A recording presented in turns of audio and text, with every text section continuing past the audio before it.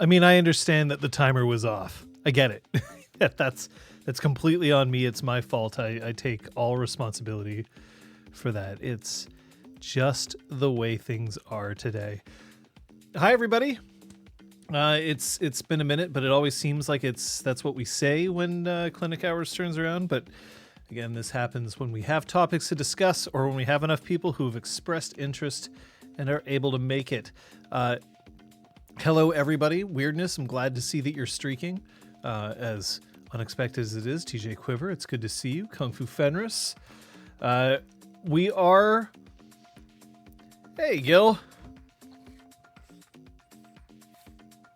We are lucky enough that we're going to be able to lead into Punchy today, which is pretty cool. I could ask for nothing less, although I noticed that my screen is off slightly, so there we go.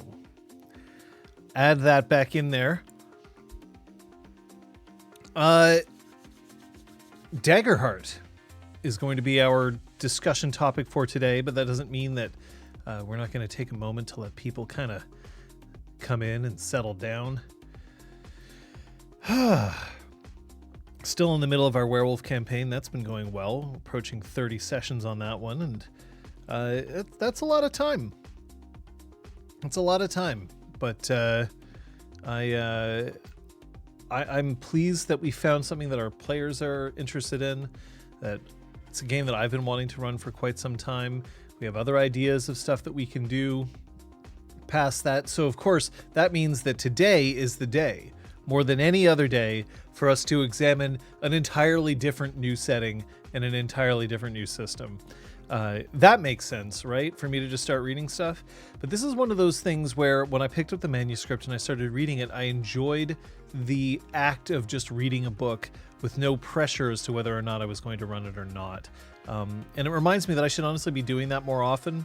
With a lot of things, oftentimes I'll skim stuff and I'll read it just to see, like, is this our next option? But Daggerheart, because we already have a lot of things in the hopper, I never felt this need to prioritize it. And so that means that I was ready to just kind of say, okay, well, I'll read it on the own. Because there's a lot of stuff coming up. I mean, this year we are getting D&D 1, which I will, despite the fact that I don't run or play D&D at this point, I will still probably pick it up because that's just a book to have. I mean, my 5th edition books are still right here. I tend not to buy more than just the core 3. I don't really see the need, but it happens. Flower of August, Zablica, hi. Lifeblood Pump. Indeed, indeed. So, the reason why I decided to take a look at this was because recently I had been considering stuff that Brendan Lee Mulligan has been saying online in interviews. Brendan Lee Mulligan, the oft game master of Dimension 20 and regular contributor to things like Dropout TV, has been talking about why he uses Dungeons and Dragons, despite the fact that his games tend to be very social focused and put less emphasis on combat. And his reasoning was that he uses a system to abstract the things he doesn't want to deal with on his own, and that he uses himself and his own feeling and his own intuition to deal with social stuff and the like, that where he doesn't need abstraction. It's an interesting way to look at it. I'm not sure I entirely agree as an overall. I think it very much works for him and his group, and I think that it's an important thing for us to consider. At the same time, I don't think that it necessarily works for all groups, and I don't think that it necessarily works for specifically some groups that prefer to abstract socials, even if they are quite involved in the social atmosphere. So that's when in kicking around, it kind of drew me to Daggerheart. Now, Daggerheart is, in terms of its genesis, Daggerheart is tied very closely to Critical Role. And in fact, they are They've played one-shots in Daggerheart, and their Daggerheart is being published by Darrington Press, which is the kind of the Critical Role offshoot that is the game press designer. It's owned by Critical Role, I think.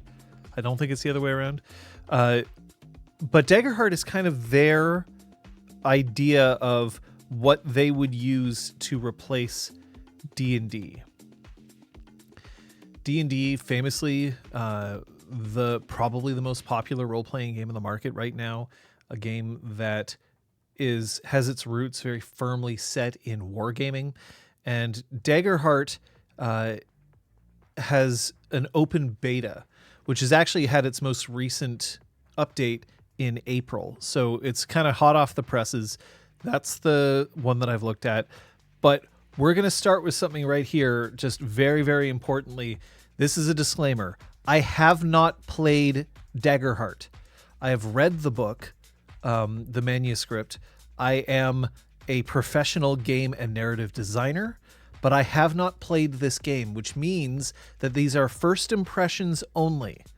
They cannot be construed as a full review. I cannot review this game without having played it, or at least review it fully. And so therefore these are impressions only. If I do end up playing this game, you'll probably know, I'll be honest. But for now, I have not played it. So all of this is based on only the materials that they've given and my having gone over them without actual experience playing it. Hey, Erwin, sorry about your flight. Glad that you're here. But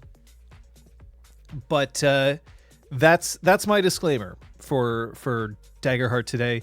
It is just very important that we make that clear, because I hate it when people review a game and then it turns out that they never really played it. This is what happened a lot with Werewolf, and that drove me somewhat batty. So that is... Anyway, 100 bits, someone's going to quote me from this video without mentioning this very clear disclaimer. Very possible, Flower of August, but the disclaimer is there. I am recording this. It will be going up on the RPGClinic YouTube channel, but that disclaimer's there. And I'll put it in the description for the video as well, because I think that's critical to keep in mind. With that out of the way, we have the... we have a manuscript which is not complete. So why don't we actually take a look at what Daggerheart looks like when you download it. It actually starts, first of all, as a package. It is packaged very well for a beta. It contains start here instructions. It's very well laid out. The PDFs are quite clear on what people are supposed to use and when and where. I also love the fact that it has very specific dates as to when this happened. It recommends that you check to make sure that there isn't an update. And it has also just a great sort of onboarding for this sort of thing. So that's really appreciated right away. I'm always leery of beta products that are being released as if they are final products. This is not it. I'm also leery of beta products that are released and it's just a manuscript that's dumped on you and there isn't even proper bookmarks or a flow to get yourself into the game itself. That's not here today. The PDFs have proper bookmarks in place and they are well organized. But the open playtest also starts out with disclaimers that it's still in active development, that the rulebook has not gone through an editor, that the balancing is still in exploratory phase, art is subject to change, we'll release new updates. Even though we're in beta, it also says that you can stream your games, which is something that I appreciate. They realize that people are going to want to try to get this game out there, and they're giving explicit permission. They also say that you can make content for the game, but you can't sell anything, publish or sell any Daggerheart-related products, because they don't want it to be unusable if they change rules, which is quite fair.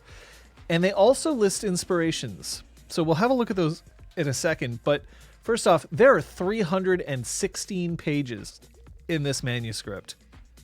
This thing goes hard, and it goes pretty far. And this is without art in it. This is, it has basic tables, and the tables are well made, but man, does this thing go hard and fast. So that is something that I think is important to note. Darrington Press is not pulling punches with this one. They're looking to create a game that will go and challenge Pathfinder and D&D. They're going up against Paizo and Wizards of the Coast, not necessarily looking to take them down, but looking to place themselves as a serious contender for big games, a tentpole game, as it were. So that's curious. So Flower of August says, I'm curious if they state design intent anywhere in the beta. That seems like the sort of thing you may want in part of a testing package.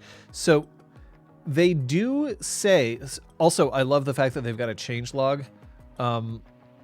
This is really handy, just in case you're going through it.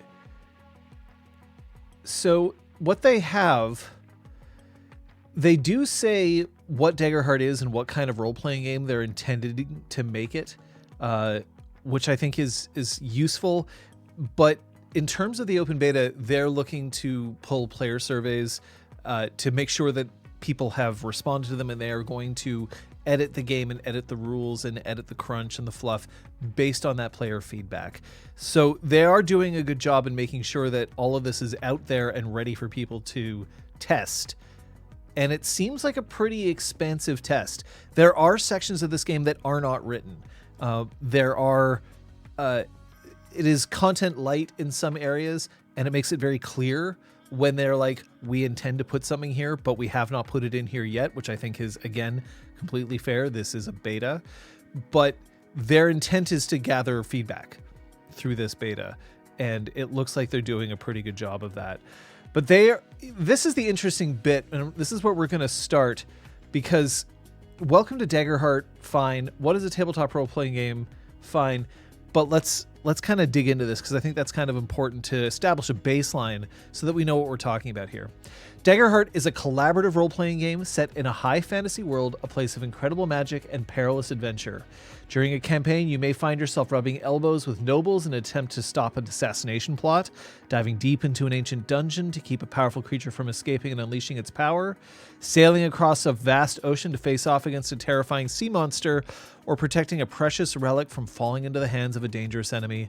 No matter the adventure your party chooses to embark upon, Daggerheart is designed to provide the tools to tell a story that is both heartfelt and epic. Now, what do you think that sounds like? This is D&D. This is what D&D claims to be. And that's one of the things that I've seen as criticism in other videos that I've watched on this topic before I dove in. That Daggerheart steps a lot on D&D, and that while one of its claims is that it's going to feel fresh, it definitely has its roots tied to what D&D is. I don't think this is coincidental. I think that they know that the easiest way to pull somebody away from D&D into a second game is to make it a game that's very much like D&D. One of the challenges that when you're trying to develop a player base in a role-playing game is the fact that for a lot of people, when you say, let's play a tabletop role-playing game, for most people, that's let's play D&D. And they don't actually consider any other role-playing game in the first place.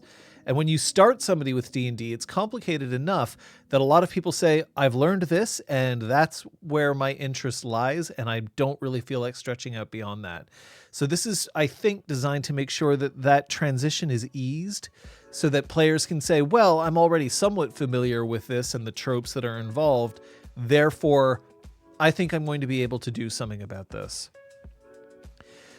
It describes what a tabletop role-playing game is. We're going to skip that, but what kind of role-playing game is Daggerheart? Here is where I think that it's important for us to take a look. Daggerheart is a heroic, narrative-focused experience with combat as a prominent aspect of play, facilitating emotionally engaging, player-driven campaigns that are punctuated by exciting battles and harrowing challenges. The game takes a more fiction-first approach in its design, encouraging players and GMs to focus on the story they're telling rather than the complexity of its mechanics. It asks them to act in good faith with one another to tell the best story they can, and looks to provide structure where it's unclear how things might resolve within that story. The system is a free-flowing approach to combat to avoid stopping down the game into rounds, and it doesn't rely on grid-based movement for the maps and minis. This is all purposeful in creating a game that utilizes the kind of terrain and map building that miniature-based games are known for, while making Daggerheart streamlined, approachable, and focused on delivering a great narrative experience at the table. Those who prefer a highly strategic, rules-heavy experience with more of a heritage from war games may find Daggerheart doesn't have all the crunchy bits they're used to.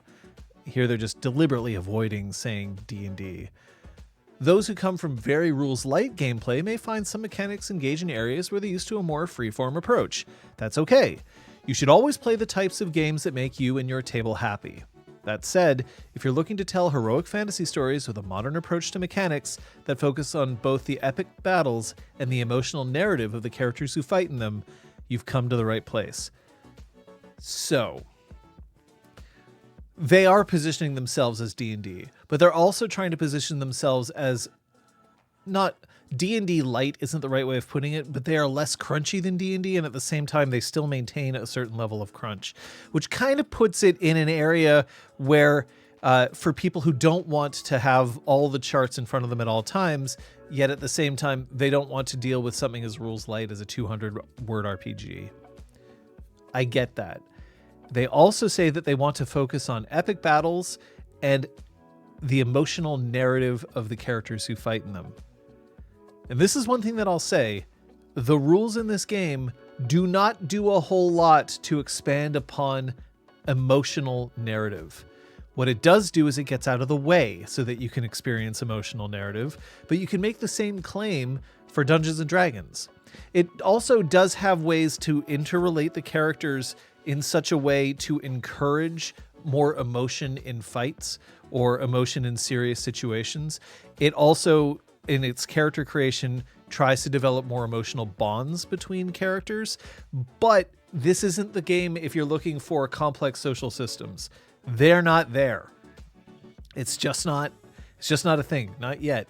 And I'm kind of okay with this, but when this was pitched to me originally as, oh, it's D&D, but it's more focused on the narrative, no, it's not. It is absolutely not more focused on the narrative. Instead, it pulls back on the complexity and it helps encourage narrative without adding systems for those sorts of things. So that's my initial impression. There you go. You've got your YouTube clip right there. Gil says, my first impression reading the manuscript was Exalted Essence for D&D. Somewhat, although I think that they're doing a better job. Flower of August says, it is quite brave of them to state quite clearly who this is for from a market perspective, but it does give something concrete to measure the game up against, so cool. One thing that this game is very focused on, at least in this manuscript, is the idea that people should play the games that they want to play, and that we should be enabling of all of those things. They're very kind of open about things like characters should be selecting their own pronouns. You should be encouraging diversity in your games. You should be making sure that everybody at the table is having a good time. Safety tools have their own section, as a lot of games do, but they put a bit more focus on it. Those who might be more cynical would say this is woke D&D. I just think that it's a refreshing take on, hey, let's just make sure that role-playing is available for everybody. It's not ever present throughout the text. It is not like a constant badgering of making sure that you are always taking all EDI into account at all times. Instead, it encourages you to do so and then gets out of that way so that it can get down to the business of talking about the game itself, which is, I think, for this kind of product, what you're looking for. It's not a game about diversity or inclusion. It's a game that includes diversity and inclusion without focusing on that, which means that it does need to get that out of the way at a certain point so that it can focus on the actual game itself. Avatar of Cain says, I think from my perspective, if you think of Pathfinder 2 as being crunchier than D&D, I feel this is going for that same relatively broad appeal, but just on the other end of crunchiness, while still looking for mass appeal. Perhaps. We're going to get into the mechanics shortly about this, but I think that Pathfinder is definitely the people who enjoyed 3.5's crunch compared to 5th. I have not made it a secret. I think that, of my opinion, I think Pathfinder is a great tool. I think that it's a great game for the people who enjoy it. I don't. I find D&D's crunch kind of obnoxious, and I think Pathfinder just makes it worse. But that's not that I'm saying that it's bad. What I'm saying is it is very much a sorry, I'm just noticing that we can fill you out just a little more there. There we go. What I am saying is that it is a game that's not for me. Not generally. I do enjoy playing D&D with certain groups, and I do enjoy the fact that those rules exist, and I find them interesting from a systems perspective. But if I'm playing D&D with a group and I show up and all they really want to do is run 3-hour combats every night, I'd probably lose interest pretty quickly, because I could play a video game and have a better curated experience with that. But let's see how Daggerheart handles this. So Daggerheart utilizes an asymmetrical design. That means it plays very differently for the GM than it does for the players. This is kind of normal across a lot of different games, but very specifically, the GM is not rolling the same thing as players. Many TTRPGs have some asymmetry, with players controlling one PC while the GM plays everyone else, but Daggerheart's asymmetry goes deeper. Players roll 2d12 duality dice for their standard actions, including their attacks, but the GM makes most moves without rolling, and they roll a d20 for adversary moves that require a roll, such as attacks and reaction rolls. Great. So this has some of the push and pull of some other systems, and we're going to look at the touchstones, because I think they're kind of fascinating in the kind of game that they want to build, especially because I have a lot of experience with some of these things. So let's get into that. Avatar Arcane says, I'm definitely in the same boat. I find 3.5-esque use of many static modifiers can sometimes make you wonder why you roll. It's what I like about advantage, disadvantage, and when I find the fear hope system here quite interesting. So we'll get into fear and hope in a second. Advantage and disadvantage is one of the best things that have happened to D&D, because it simplifies something that I think a lot of people wanted to see. If I've created an advantageous situation for myself, I should be able to show that in my rolls. At the same time, if I have found myself in kind of a shit situation, what can I do to prove that? And advantage, disadvantage is great for that. Okay, so the touchstones. Daggerheart gains inspiration from a variety of sources, and below is an abridged list of media the design team drew from while crafting this game. So we're going to start with the books, movies, and television and video games. We'll go back to TTRPGs. So books, A Song of Ice and Fire series, Wizard of Earthsea, Sabriel, The Wheel of Time, The Lord of the Rings series, your standard fantasy tropes, your high fantasy, and in some cases low fantasy as well. Fine. This is your basic stuff. Movies and television, The Dragon Prince. Interesting. The Lord of the Rings, The Witcher, The Legend of Vox Machina. So The Legend of Vox Machina, that's a plug for Critical Role, so I'm really not surprised that it's there. The Witcher and The Lord of the Rings, for sure. The Dragon Prince is an interesting touchstone because that's a fantasy world with a little more lightheartedness and a little more contemporary built into it. Video games, Borderlands, Dragon Age Inquisition, Outriders, and the Elder Scrolls series. Interesting because I don't like any of these games all that much. I still think they're good games. Borderlands, I hate looter shooters in a lot of ways, which is weird because I have played a lot of Diablo, but I find Borderlands kind of overwhelming in terms of its loot. Dragon Age Inquisition, I did play the original Dragon Age and I enjoyed it for a time, but after a certain point I found the tactics kind of clunky and the narrative was decent, but not something that I was terribly interested in pursuing. Outriders I have less experience with, and the Elder Scrolls series, famously, I don't like Skyrim. But again, I think that's just because open world games aren't necessarily my bag. Sorry, Aragorn, but Aragorn, have you tried just listening to audio? That's a thing you can do. That's something that I do when the internet isn't stable.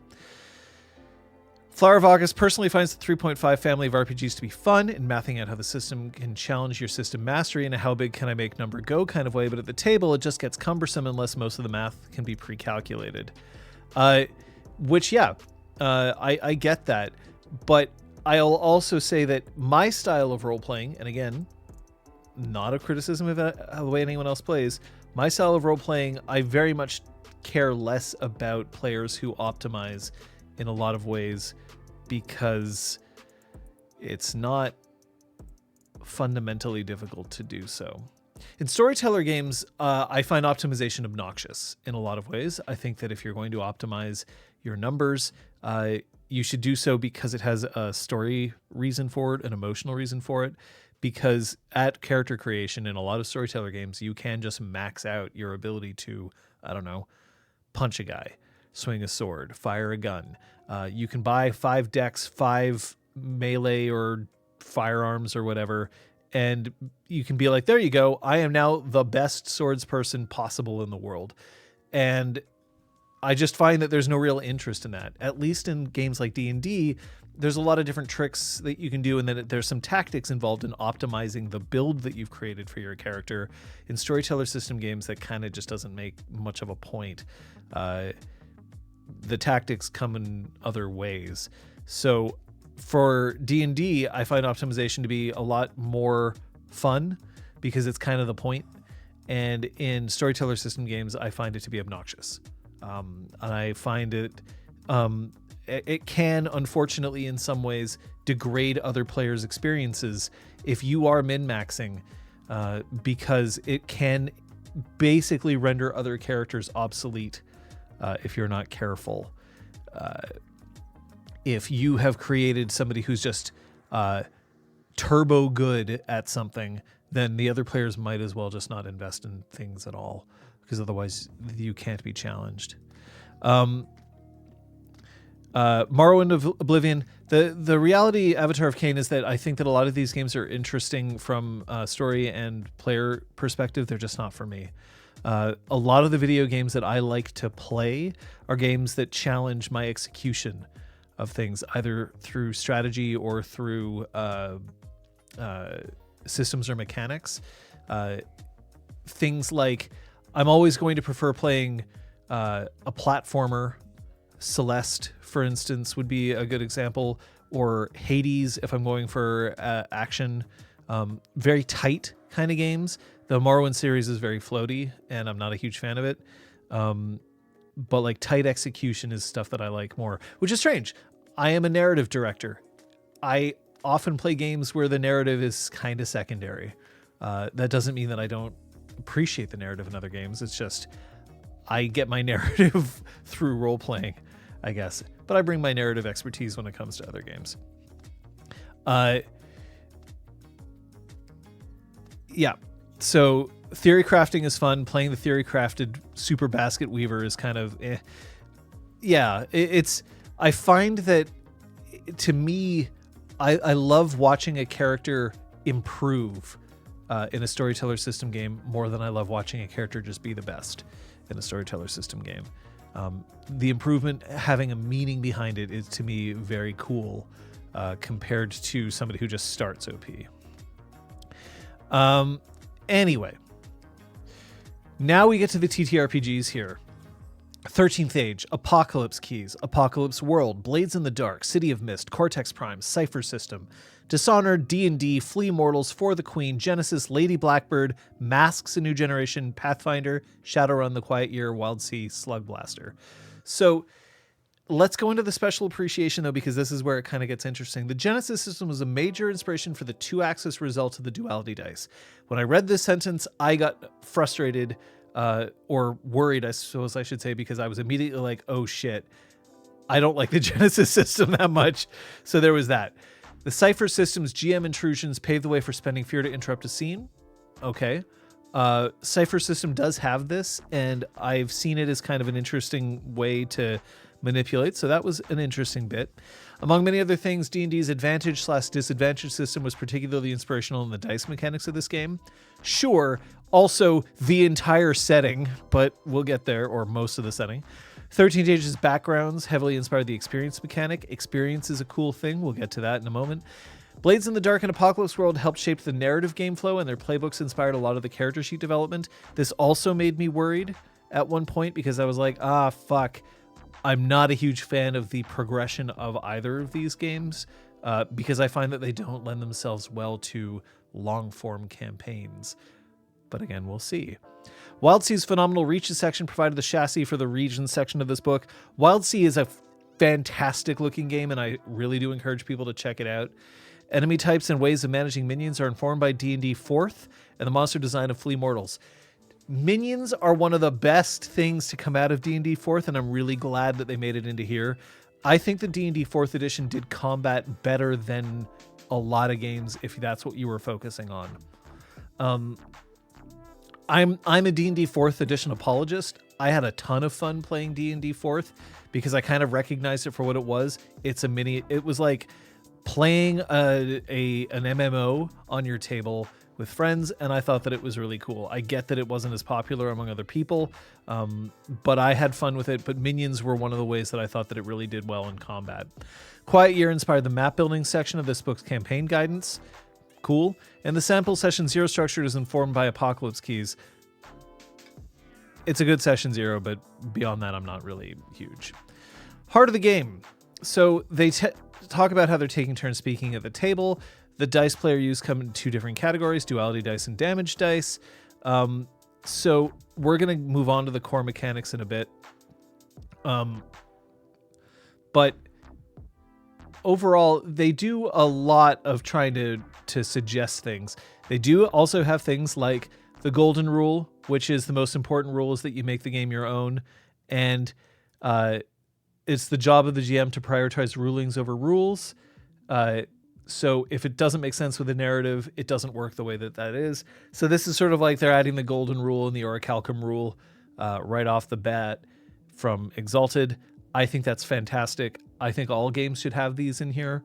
And one thing that when I saw this is I started to feel a little bit better because I don't personally enjoy games that take too much agency away from the game master. I do like the fact that there are games now that are available that offload some of the work for the game master to the players. It's especially good for gaming groups where everyone's kind of new to the game or everyone's new to role-playing in general. But I do like the fact that the game master has power in this game, and that it's not expected that the players are the ones who just constantly have to make their own rulings. I don't think that all players react well to this. I know mine don't. So this is a handy thing for me, which I like. Player principle. Be a fan of your character and their journey. Spotlight your allies. Play to find out what happens next. Address the characters and address the players. Hold on gently. Build the world together. They're doing a very good job in this game to try to educate people about how to play in a group, which I think is appreciated. Again, this is something that's happening more and more in role-playing games, especially the top ones, which I'm glad for. I mean, the thing that I always say at this point is it is your job to make sure that everybody at the table, including yourself, is having a great time. And I think that that's sort of borne out here. It also includes the game master, which I think some games need to make a little bit more clear. So when they go into the world overview, imagine D&D, and you're good. There are some subtle differences, but it's basically D&D. So, what do you need to play? 2 to 5 player characters and a game master. I know a lot of games do put player limits on this. This is something that I think that people should consider more often than not. The more players you have in a game, the less time each individual player has to interact with the game. I really do think that it's important to limit the number of players at a table if this is the kind of game that you're playing, so I'm happy to see this.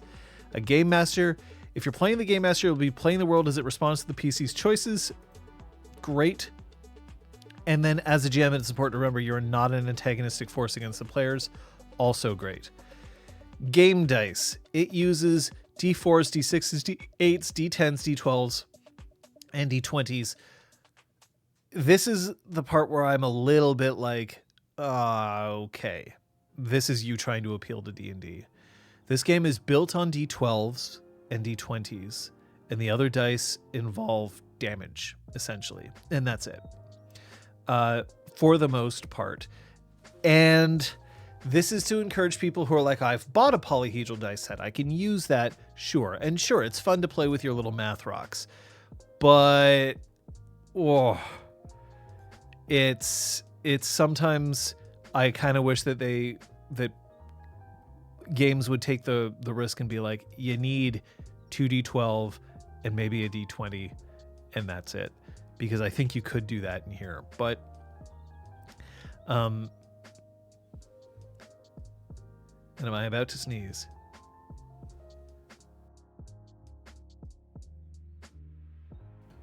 I was.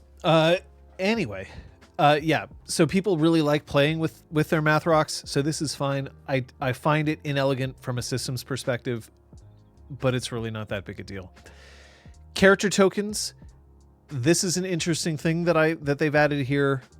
This is basically, it's not even necessarily to represent you on the table. It's just to say, hey, when I do a thing, I put a token on the action tracker, which we'll get to in a sec. And also when you roll dice, if you're supposed to like add 3 to your roll, you take 3 tokens and you roll them with the dice to remind you to add 3. I think this is actually pretty handy because players often forget modifiers, and in this way it kind of puts you there. So it's good. It also, you can use the tokens to indicate what you've done when and where. Also handy. But this game is also focused on cards, and I think that this is actually something that I did in D&D 4th edition when I played, which I really do like for this game. If you look, the cards in this game are the various abilities that you have. It means that you can basically print these out. I would print them out and sleeve them with like junk playing cards, like junk magic commons or whatever inside card sleeves. And one of the things that's important about this is that you have a loadout that is the abilities that you can use at any one point, but you can't have more than 5 cards in your loadout. You have to then put the others in your vault, which is basically a box that you don't have access to normally. And if you want to swap cards, you have to either take a rest in order to do so, or I think there's another way of doing it. I can't remember off the top of my head, but there are ways. But it costs you stress, which is one of your resources that you have on your character sheet, in order to make sure that you can change the abilities you have. I think this is a great idea because it means that it limits the player to a certain extent, that at any one time, my options are limited to 5. And I think that's handy, honestly, because I think a lot of players don't want to think beyond that. So it's handier for things. But also, there's an interesting thing with this, which is the game will let you print multiple copies of a card, right? Like it gives you the files to print the cards. But they do recommend that maybe you should only have one deck, because players can have overlapping abilities, and it suggests that maybe you let a player pick a card from the deck, and therefore other players should pick other things so that you're not stepping on each other's abilities. Having experienced this across my career in running and playing role-playing games, it's a choice. It means that if you want to double up on something, you can, but the game strongly recommends that each player has their own identity and their own thing that they can do, even though there can be some overlap, which might mean that, yes, you might get a little bit of bickering over players saying, well, I wanted to be the one who had gifted tracker. Well, I wanted to be the one who had gifted tracker. But at the same time, this helps make sure that the players have characters that are clearly defined and able to spotlight in different places, which I do like quite a bit. I think it's encouraging for people, and I think it also helps prevent that unintentional, well, now I can do what you do, but better. So when you say that choice feels like it limits the design space for abilities, I think part of it is that also this is still beta, and I don't think they have all of the cards that they're going to want to have. But also, this game very much is not designed to have as much choice as D&D in terms of the stuff that you can do. It's a bit more open-ended in that way, to allow you to have a wider range of expression with a smaller amount of individual cards that you would have to pick. Osab says, here are the only things that I can do right now, but I also have an emergency button if I need something else in a pinch. And yep, I think that's basically what they're going for here. Because the way that this works is that every class has access to 2 different domains. So we'll actually, we'll get to that here. Might as well. So chapter 1, character creation.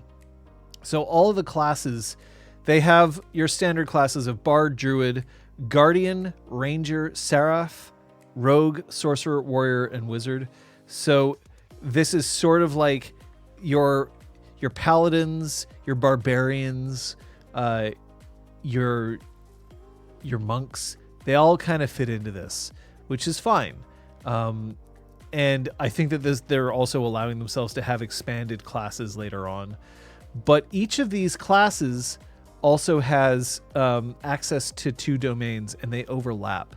So if you're playing a Bard, for instance, let's see if we can get to a Bard. Yeah, well, here we go. Here are the domains.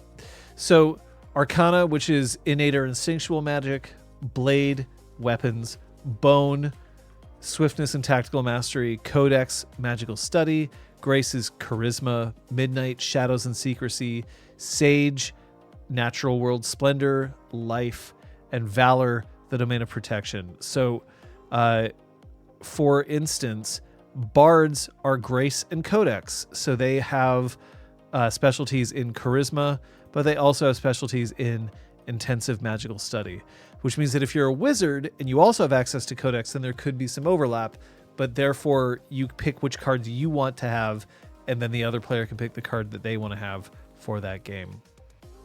Avatar of Cain says, I get why people might change away from Barbarian, but in my opinion, I feel Seraph is a bit more conceptually specific in the name than Paladin in terms of what's in a name. I know they changed some domain names since their Gen Con playtesting based on some folks' videos. Yep, they have, and I'm sure that they'll continue to change them. But these domains kind of makes things interesting, because also then if I choose to play a Bard, which is specifically Codex and Grace, then it might mean that another player who wanted to steer very clear of my abilities might choose a class that doesn't touch upon those codexes, or sorry, doesn't call upon those domains. So we have that as well. The other thing is that there are cards for your heritage. So ancestry, which is basically their term for race, which I think is just fine. It kind of encourages people that you are not all going to play in the same race.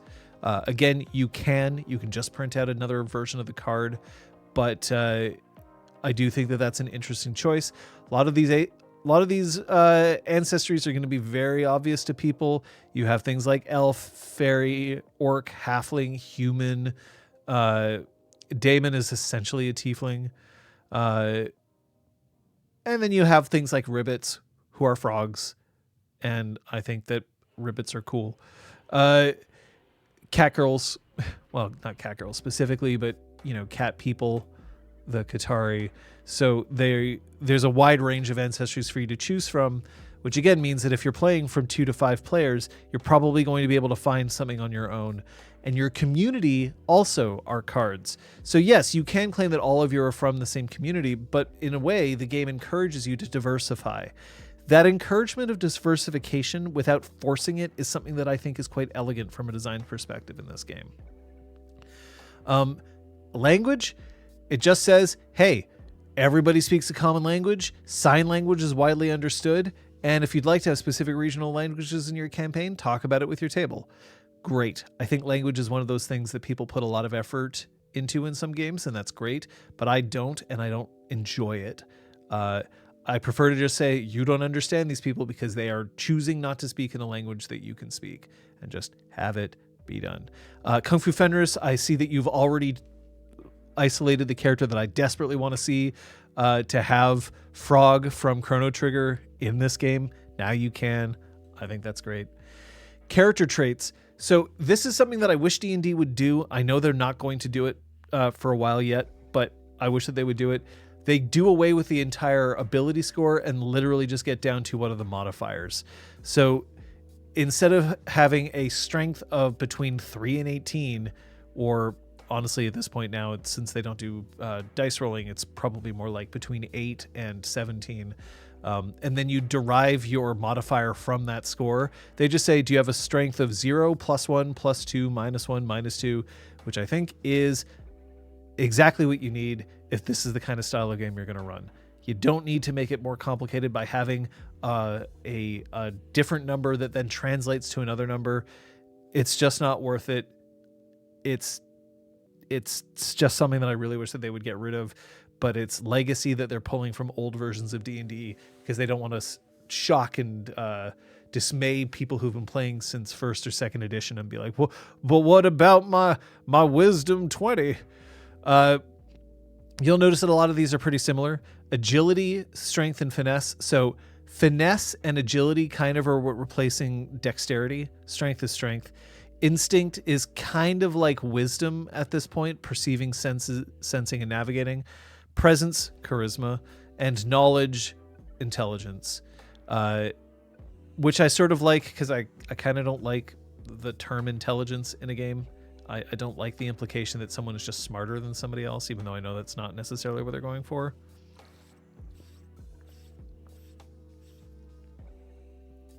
Flower of August.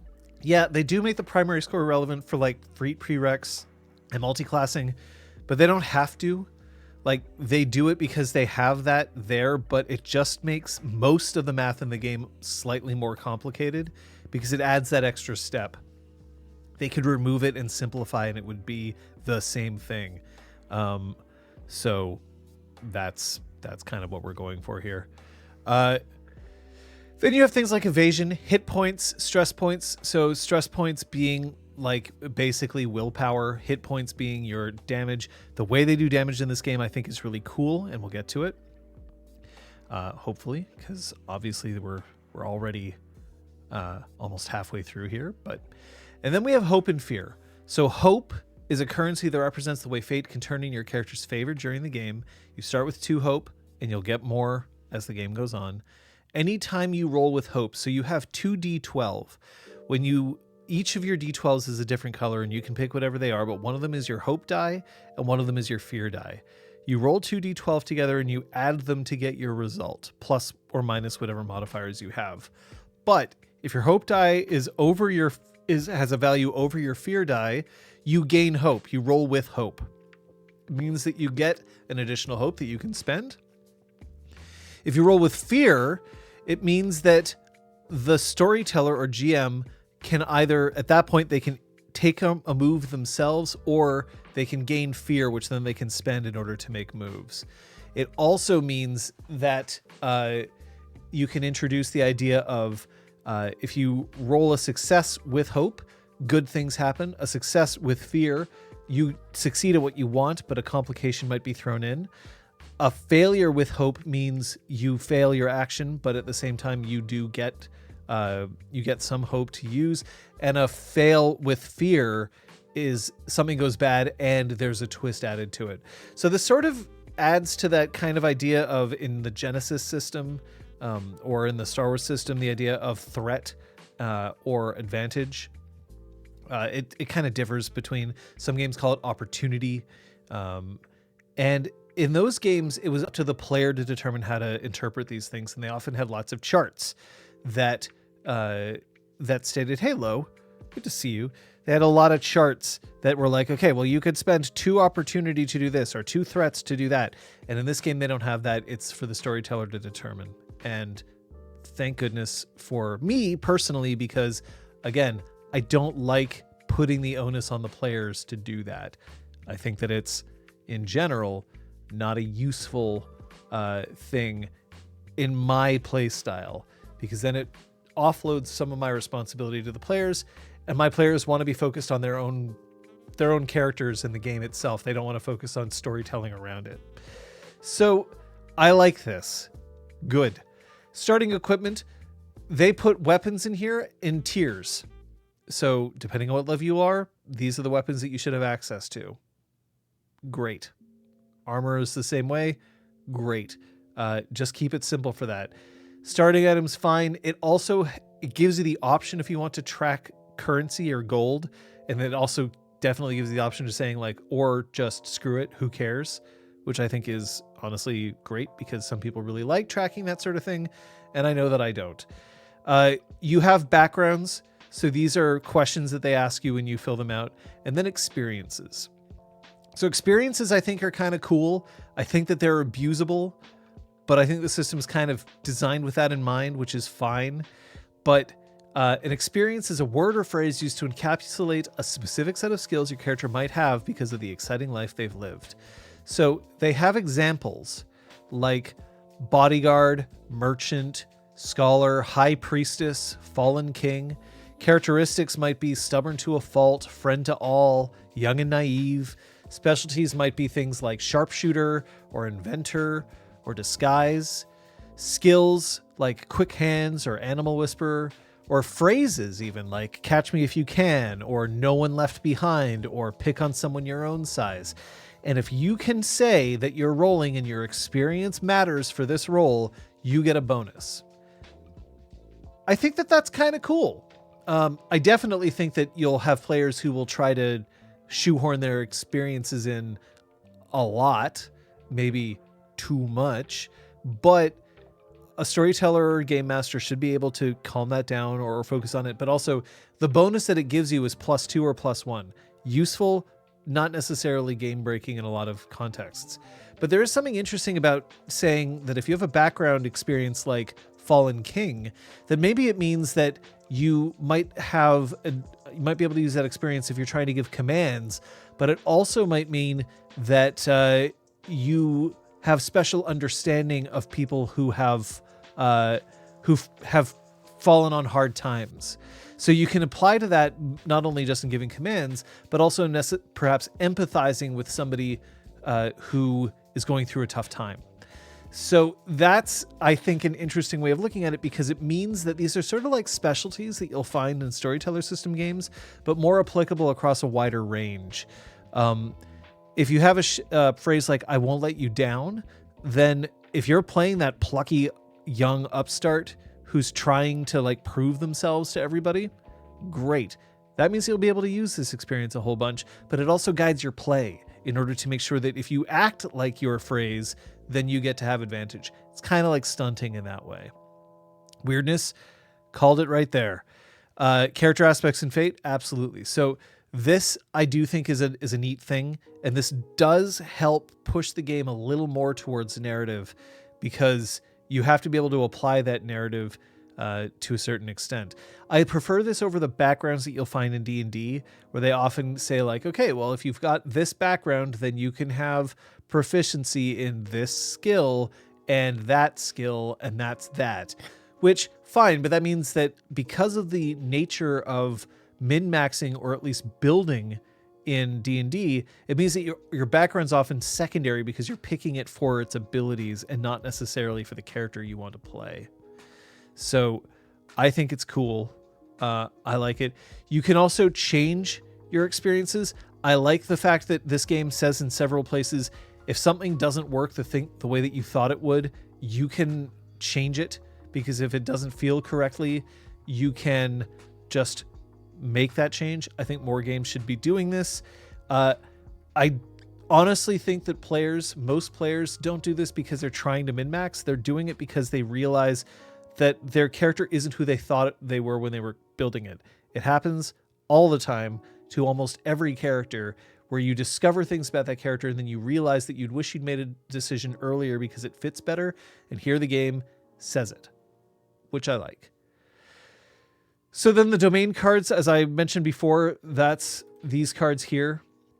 So for instance, if I had a codex domain and I was a level 1 character, then I get to choose things like a book of Typhar, I guess. Tifar, who knows? So here are 3 things that you can do with magic. Or Book of Ava, here are 3 things you can do with magic. And again, you get one of these at level 1.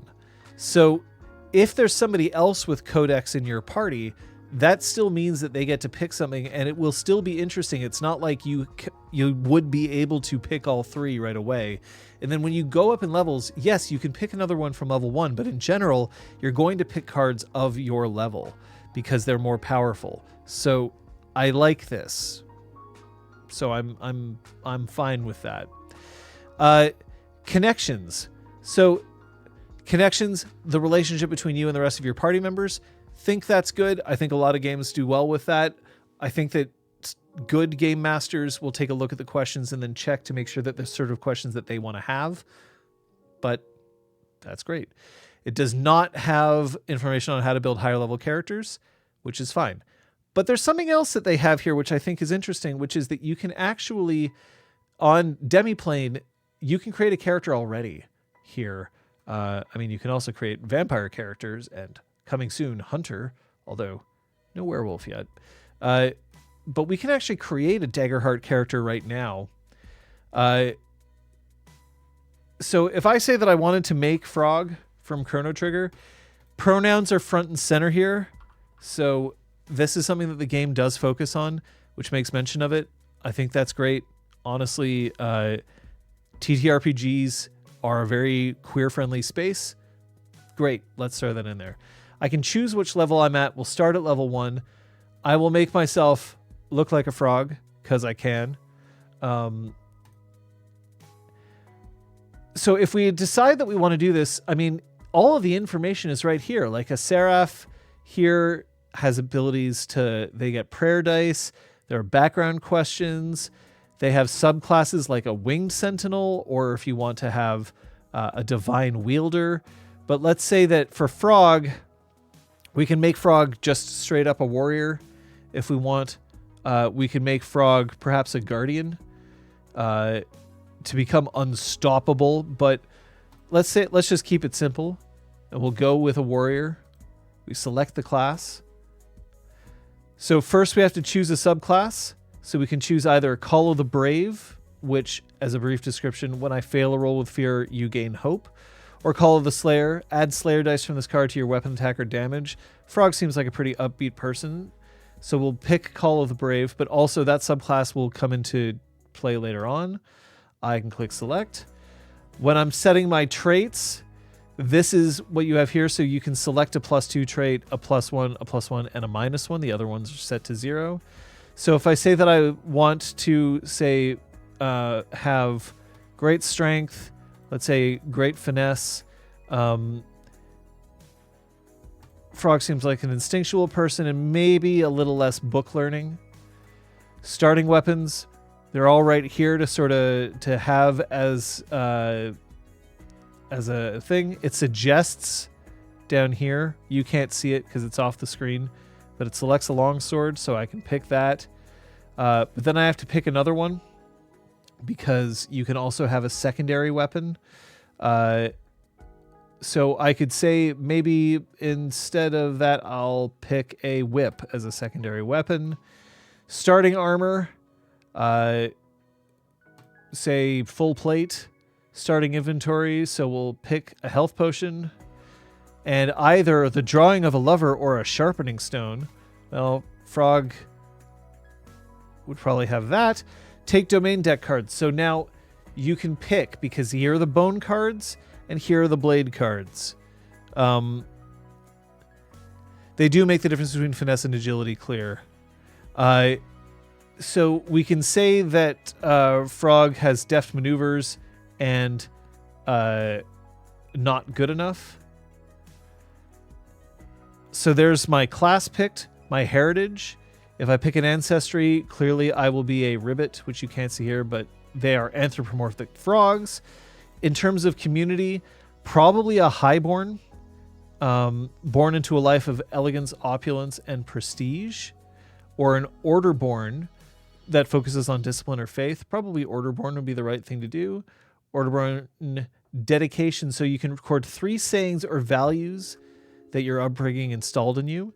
And then what you can do is, once per short rest, if you're embodying one of these principles, you get to roll a d20 instead of a d12 as your hope die. So you have the chance of doing even better, which I think is cool. So 3 things. We'll just put that there to show that we have it. Now experiences. So we can choose our description of things that are part of our character. Background question: who taught you to fight? Someone defeated you in battle years ago. What legendary place have you always wanted to visit? Your experiences. So enter experience. I'm going to say do it for Glenn.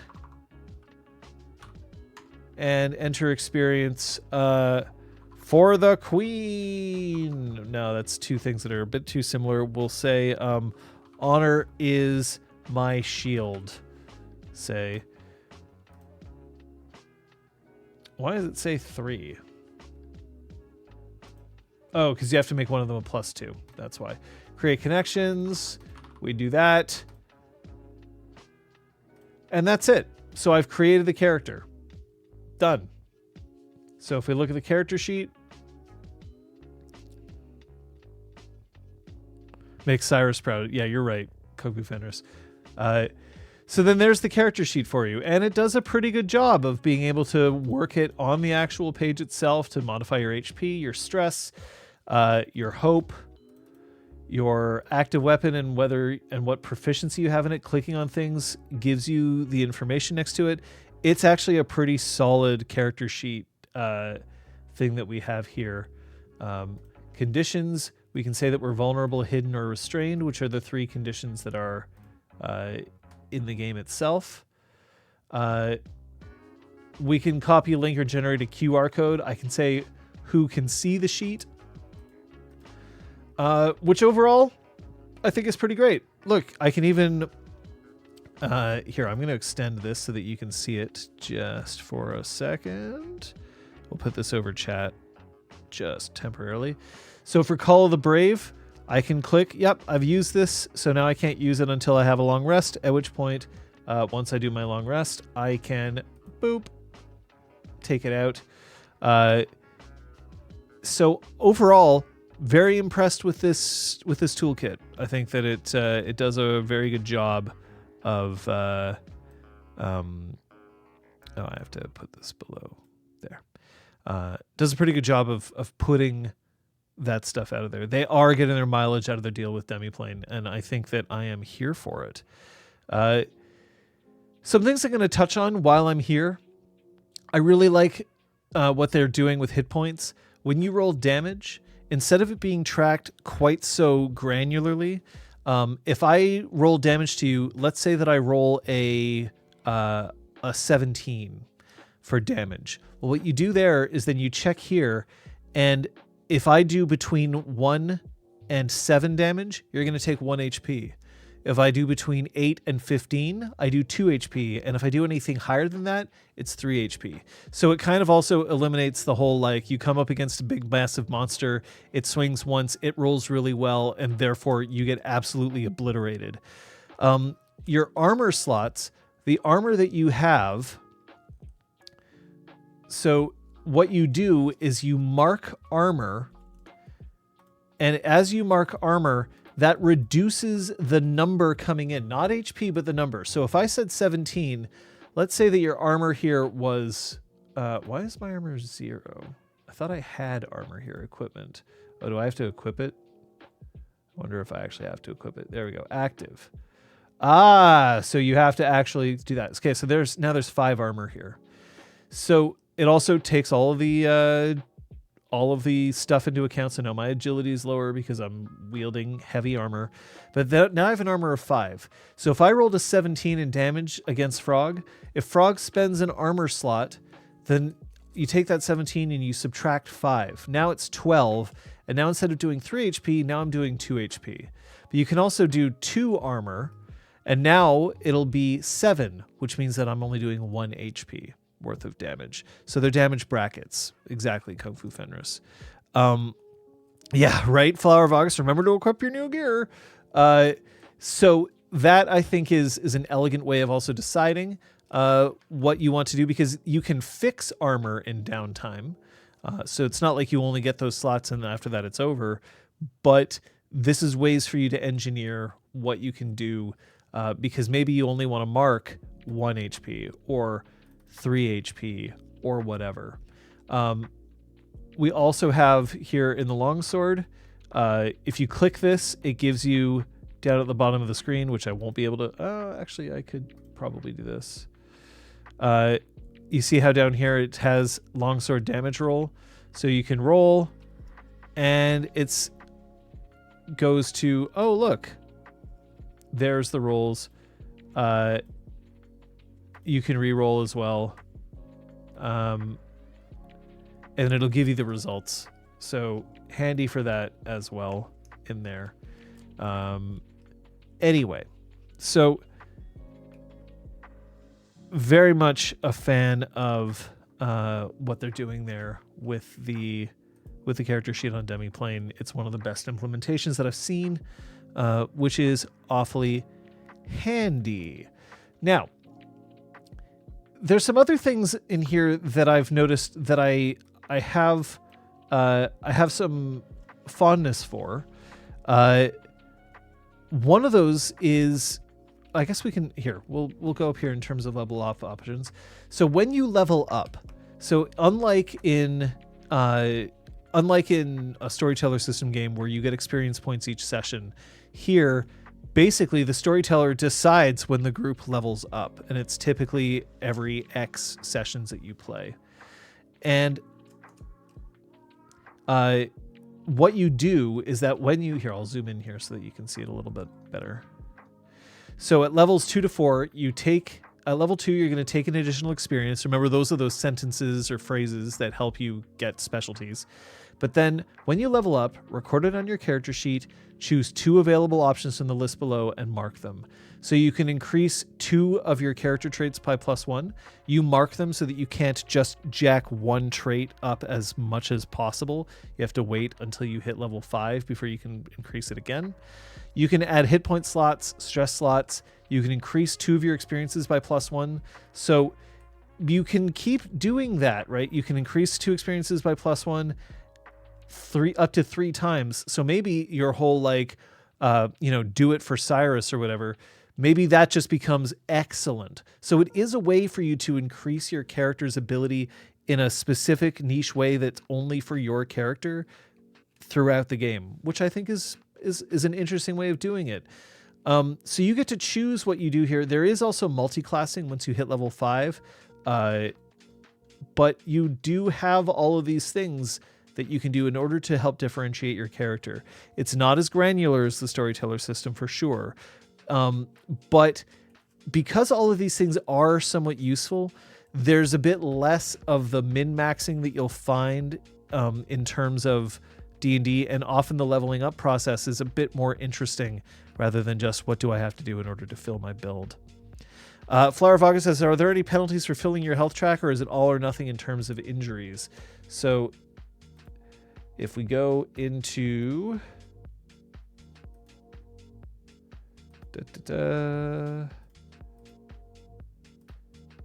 hit points and damage thresholds. If you ever mark your final available hit point, you must immediately make a death move. So if we go to a death move, you have 3 options when you run out of HP. 1, Blaze of Glory.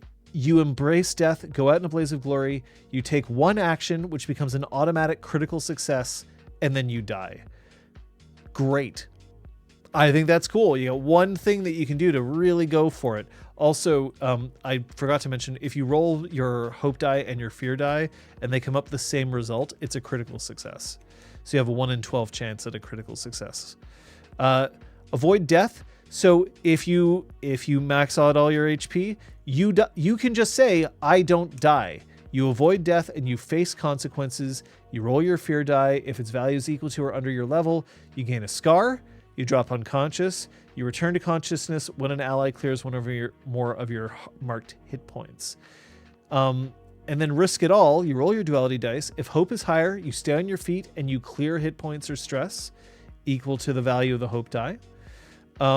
If your fear die is higher, you die. If the duality dice are tied, you stay on your feet and you clear all hit points and stress, so it's a critical success.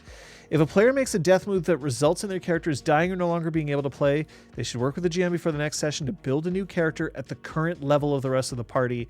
Thank fuck.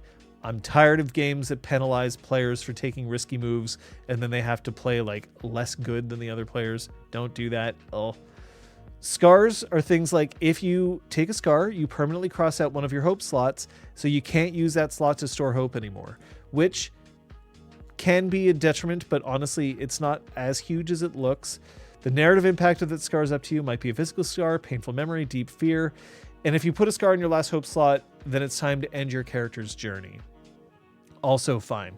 And it does say that it's possible to resurrect a dead character, but it will likely be a long, difficult, and costly process, and they likely won't return the same as they died.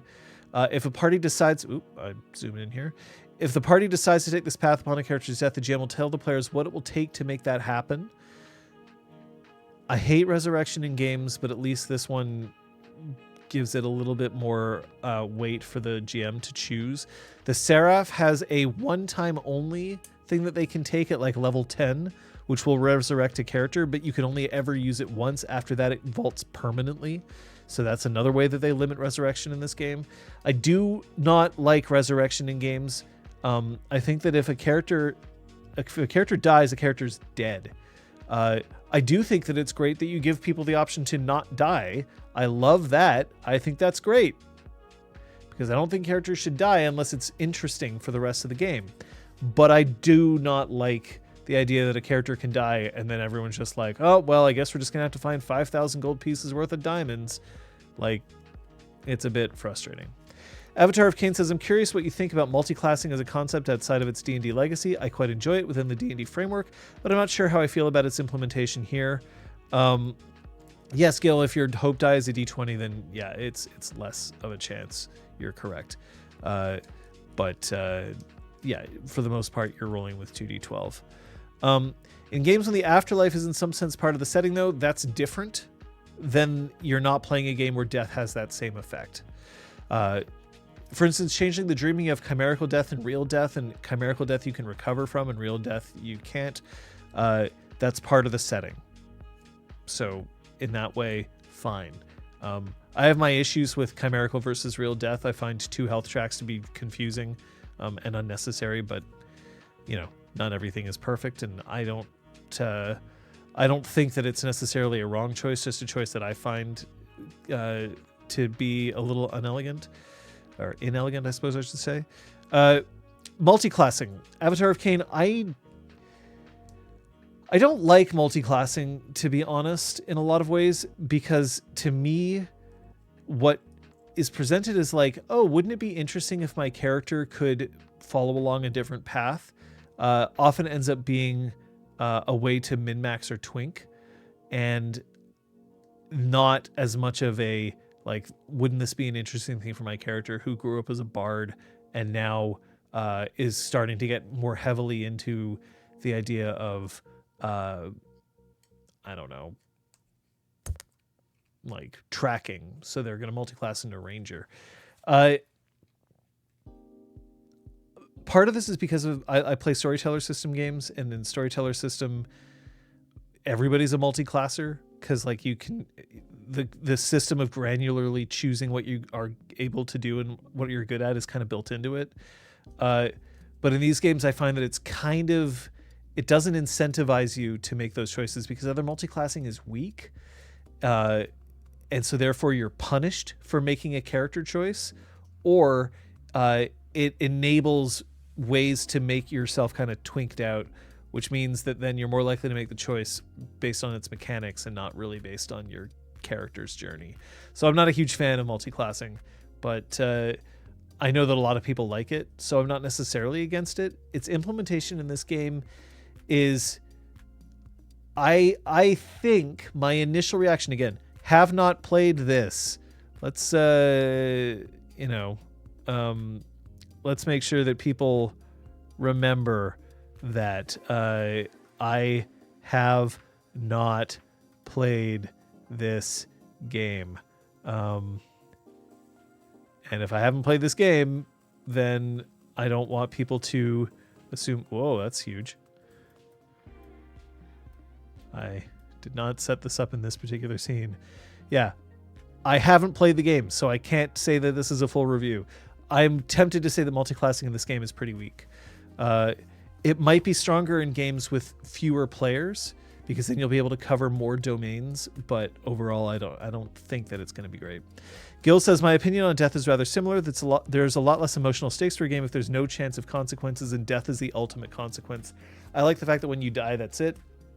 Yeah, that's kind of how I feel for a lot of this. I definitely would agree that resurrection is interesting in a game if your group can handle it well. It's just not the sort of thing that I'm hugely thrilled with. Even Matt Mercer from Critical Role, for instance, he hates resurrection, if I remember correctly. Like, he makes it very difficult to occur and applies a whole bunch of penalties and all that. But Kung Fu Fender says death is absolutely the most boring end. I don't agree with that. I think that death is an end. And this game, I mean, for instance, the Blaze of Glory thing, where if you're about to die, at least you can do one ridiculously cool thing before you go. I think that's great. In games where you're like, well, I'm going to play a new character anyway. It's time for this character to go. Their story, if it ends here, is interesting. I think that death can be fine. I just think that death is often not great, especially for long-running games. If you've been playing a game and you've been running it for like 40 sessions and then one character dies, it's very hard for another character to come in and take over. If the group is small, for instance, like if there's only 2 or 3 player characters, then it can be really difficult to sort of create that feeling of party again. And so just because the dice fell one way might not necessarily be your best option to kill at that point. So, and Kung Fu Fenders, I totally agree. Death shouldn't be a default consequence for a player character. I basically run all my games now with death is a conversation to be had between storyteller and player, and even perhaps necessarily the whole group. If a character's death does not serve the story, it shouldn't happen. Something else should happen instead. So that helps. Anyway, so if we go back, so it still has things like long rests and short rests, which are very much the D&D required. There's the hit points and stress, right? The idea that when you're playing, you mark HP based on these brackets, and the brackets can change. Like you can change those values depending on the choices that you make when leveling up or whatever. It contains a lot of examples of play, which I think is interesting, because they do a pretty good job of that. They will have things about playing physically disabled characters, playing blind, deaf, or mute characters. They're probably going to add the wheelchair mechanics that have been come up at some point.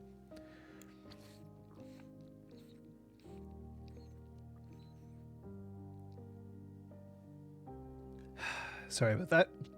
Needed the water. So, there's a lot here, but let's get into how combat works, because I think this is kind of important.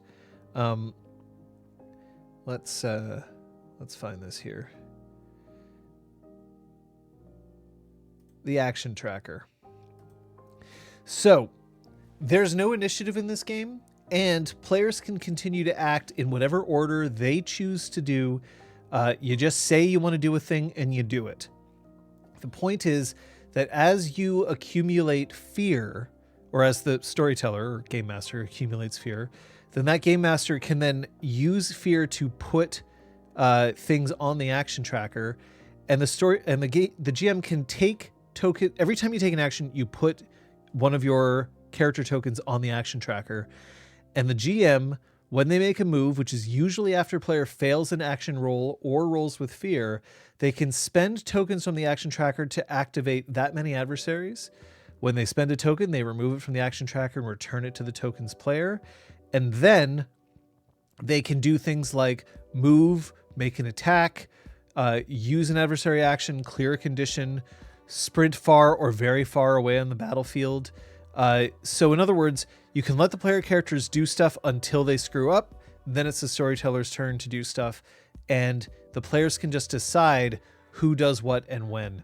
So for instance, if you have a character who's like, I don't really want to fight, well, then they don't have to fight, and therefore they don't have to take a position in the initiative, and they don't have to make a roll that could potentially accumulate fear.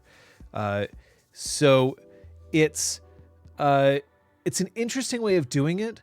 They do have optional ways to do turn-based initiative, but the action tracker is basically part of that whole, the storyteller makes it. It's the move economy. It's the idea that the storyteller does a thing and it's a move, which is not how I conceptualize what storytellers do, but it's easy enough to kind of grasp in your head. I haven't played this, but it seems interesting. I do like the idea that players just kind of have the ability to say, well, this is what we want to do, and then it kind of happens until the tide shifts in battle, and then the GM gets the chance to do their reaction for all of that.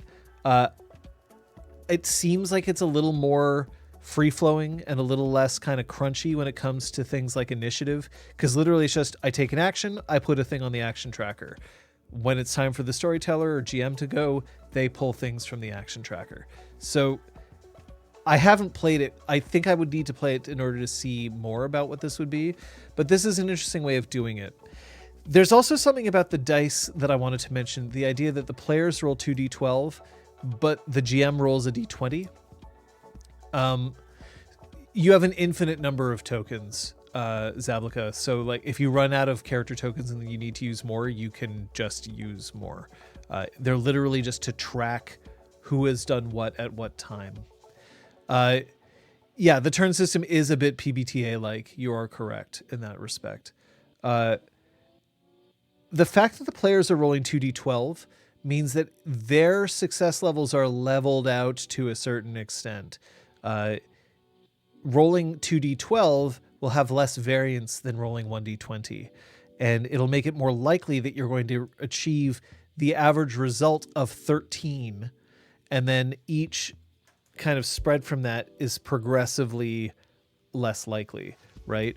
Rolling 24 on the dice is going to be a rare occurrence. That's going to be 1 out of every 144 dice rolls is going to be a 24, but at the same time, rolling a 2 is also going to be a 1 out of every 144 rolls.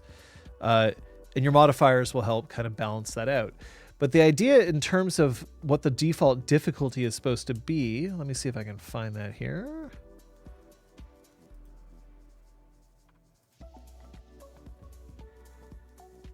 Setting roll difficulty. So it gives you here 10 is easy, 15 is medium. So the idea is that also you will get modifiers to your roll, bonuses to your roll that you'll be able to use. So if 13 is the default, if you're rolling 2d12, then you should succeed at mediums pretty often, assuming that you're going to get at least a +2 to your roll. So these are ways to set things, but it also means that the player has a bit more of a leveled out kind of progression to it, as opposed to the swinginess of a 1d20. So it'll be interesting to see how that plays out. Yeah, if the player's on a roll against someone who's supposed to be scary, you can spend 2 tokens to create a fear, which means you as the GM has a chance to intervene if the dice change significantly, which is true. Yeah. I prefer this to the idea of like the force dice, or not the force dice, but like Destiny in Star Wars. The idea that like it was a range, and either the GM had those dice or the players had those dice, and there were only a certain amount that you could spend at any one time. I didn't like, because it kind of didn't feel great. Here, hope and fear are sorts of, they have more sort of use. If I find hope here, so using hope. So once you've gained hope and recorded it on your character sheet, you can spend it to power special abilities. Like, you know, there are things that you can do, such as spend 1 hope, 2 hope, 4 hope to do things. Your hope carries over between sessions, but you can only hold up to 6 hope at any given time.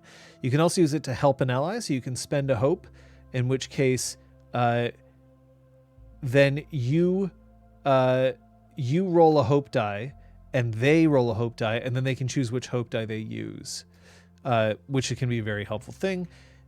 You can spend a hope die, hope to use one of your relevant experiences on an action roll, adding its modifier to dice results.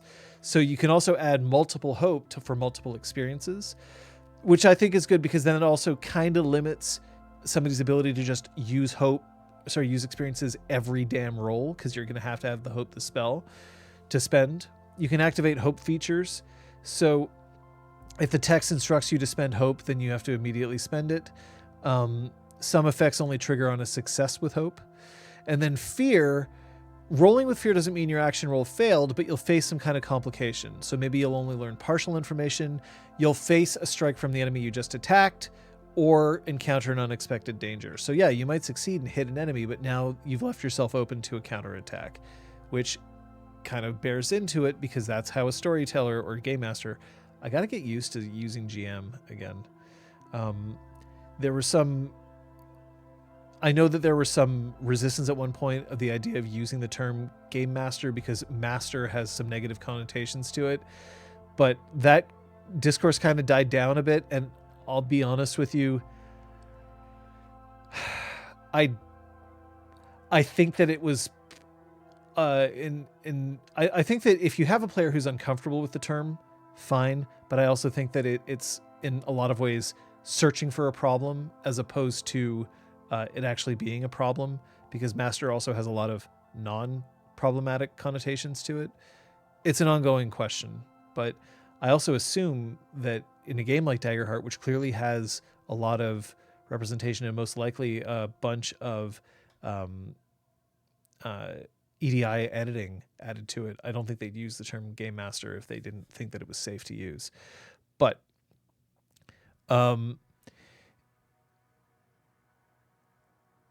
so overall, if we're looking at this, here's the thing. It doesn't really have a ton in terms of mechanics for granular non-combat stuff. It instead replaces that with experiences and sort of gets out of the way so that you can roleplay. And these days, I'm realizing that that's just fine. If a game puts too much emphasis on combat, then that's where a lot of people are going to gravitate towards, but that doesn't mean that combat's the only thing that's in there. I like storyteller system games, and yet I often skip over some of the more complicated social combat structures. I make use of them, like intimacies in Exalted, for instance, I use because I think they're really cool, and my players seem to really enjoy interacting with them when they can remember to do things like read intentions. But I often don't go hard in like social combat because I prefer to just play that out. So maybe I am kind of like the intended audience for a game like this. I do think that this has a lot to go for because of the way that they're trying to structure Daggerheart here. They're trying to make a D&D which doesn't rely on miniatures, which doesn't rely on huge amounts of crunch, and I'm kind of here for it in that reason. There's a lot of the mechanics which I really do think are handy to pay attention to. Things such as let's get rid of the legacy of having anything other than the modifiers here. The hope mechanic I think is interesting because it does balance things back and forth. I really do think that the way that they handle HP and stress is elegant in this game. The brackets for damage is something that, to me, makes for interesting choices for the player, but also makes for avoiding one-shots in a lot of ways. Its experiences, I think, are the sort of things that would really be helpful for a player. It avoids, I think, assuming, and again, haven't played the game, I think this game is better suited for a long-term campaign than something like Blades in the Dark. Blades in the Dark's idea of a long-term campaign is building your hideout, building your lair, and then cycling through characters a whole bunch, which is not that interesting to me. Having a character go through a lot of this is what's interesting to me. I would say this is a game that I would definitely be considering to run. I will say definitively, I would run Daggerheart over D&D on stream any day of the week. I think D&D 5th edition, as much as they claim that you can run it Theater of the Mind, and I have run it Theater of the Mind, D&D is a game that basically says, look, play with the damn minis, get a combat map, get it out there. This is how the game is intended to be run. And this game is not. This game says you can use minis if you want to create a visual feast for your players if they're visually oriented that way, but you don't need it for combat. And I appreciate that. Because on the one hand, I also think that people love playing with minis, and that's great. People like, it's kind of a whole extra hobby on top of role playing, finding minis, painting them, creating the maps that the minis move around on. It can be wonderful to look at. If you look at games like Dimension 20 or Critical Role, they can have some fantastic mini setups that you can see, but that's not a part of the hobby that I engage with. And cynically, I also find that a lot of those are cash grabs. Miniatures are sold in massive quantities to people to pad out the amount of money that you spend on a role-playing game. These days, it's almost like if you play miniatures, maybe you should be buying a 3D printer because it can get very expensive. The idea is, because you can't always use just like tokens that move around on a battlefield, but I have friends who have massive quantities of minis so that they have so many different kinds of monsters that you can encounter and interact with, which I think is cool if that's what you're into, and I'm not. I also don't like the fact that it can create a barrier of entry for players, but for our way of streaming, it's also fantastic because I don't like using VTTs, virtual tabletops. I think they're great tools for the people who like them. I personally don't, because I'm much more freeform in the way that I choose to play. I don't like to have to prepare maps because then I sort of feel like I have to use them. But I find that they're an extra barrier to get into it, and I prefer to remove barriers that way. Flower of August says, I worry a bit that this game leaves a bit too many blanks at character creation in terms of narrative. In my experience, people new to RPGs usually want very clear options to build off of, while Daggerheart asks you to make up a lot of character details up front. Maybe. I think that if you look at the game itself, let's open up here. I'll show you just to. I mean, obviously, I think a lot of people here have already downloaded the beta materials and have looked at it themselves. So let's say that we were making a seraph here. So it does have a lot of questions here. I mean, it does the standard thing in a lot of playbooks where it gives you suggestions for names and regions and place names and experiences. Like it tries to streamline the process as much as it can for you. But background questions, here are the things. These background questions, like who is the god that you devoted yourself to? How did your own appearance change after taking your oath? In what strange or unique way do you communicate with your god? Like all of those are fine. But then connections like, after sharing your characters, ask any of these questions to others in your party. Like, why do you ask me so many questions about my god? See, like that's a thing that it feels like to me, like if I'm using a manual transmission in a car, that's like a ka-chunk kind of situation where like I've poorly shifted. Because what if I'm asking somebody and that person's like, I wouldn't have asked you that many questions about your god. And then instantly you hit that sort of moment of like, oh, fuck, I made an assumption about your character. So these connection questions, this is what new players are used for. It's prompts to sort of get people going. And I think that more advanced groups will either have to come up with different connections questions, be more flexible in the connections questions they ask, or do away with them altogether. And find other ways to create those bonds between characters. But it does exist as part of the character creation there. The idea is that you improv the characters at the table together. I agree, Zablica. The question's an offer. The problem is, if I ask a question, okay, this might come from my improv training, but when you make an offer to somebody, the default is that they accept it. in this particular case, if I ask somebody, why do you ask me so many questions about my god? And they're like, well, I wasn't intending to be a nosy person. I would not, or my character is already somebody who tries to steer as far away from the divinity as they can. Then what you're saying is, I'm making you an offer, and now that you're refusing it, that might feel badly for me. And now I have to ask that question of another player. But what if there is only one other player at the table? So, like, honestly, that's a pretty minor nitpick for me, and I'm not really sure that there's a ton of things to do about that. But what I would probably have, if it isn't already there in the book, is to just have a bunch of extra connections questions, and you can choose among them.